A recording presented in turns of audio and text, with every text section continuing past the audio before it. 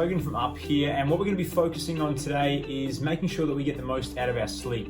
Now, we know that when we're putting good food in, we know that when we're putting good information in, that we're growing physically and mentally. Now, one thing that we need to be really aware of is the amount of sleep that we're getting, and lots of the most recent studies are saying that some of the biggest impacts to our health, depression, anxiety, stress, all those sorts of things are really because of some of the sleep that we are missing out on. So one thing we're going to focus on today is I need you guys to get a pen and some paper, and we're going to set some really simple goals for sleep, but simply we're going to focus on a couple of things that we can do to make sure that we have a routine for sleep.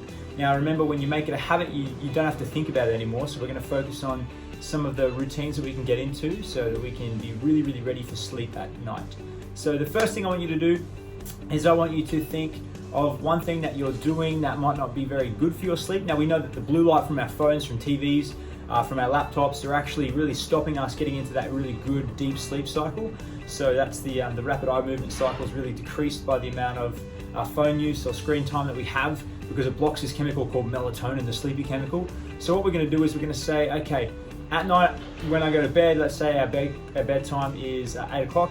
I want you to say, okay, at 8 o'clock, I'm going to put my phone away because I want to go to bed at 9. So we're going to put our phone away an hour before. Really simple. If you want to go to bed at 8, I want you to say really simply that my phone is going to go away at 7. So at 7 o'clock, I put my phone on charge in my room, or I put my phone on charge in my office, in my desk, away from where I sleep or somewhere like that. It's really simple.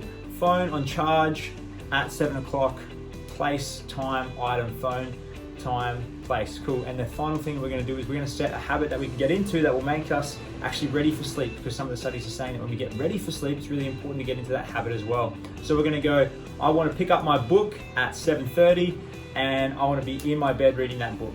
So I want to read my book at 7:30 every night. I grab my book and I read my book at 7:30 before I head to bed. That gets our body ready for the sleep cycle that we know we're about to get into, something sort of habitual, some sort of routine. I hope you guys can enjoy that, get into it, and as always, be your best.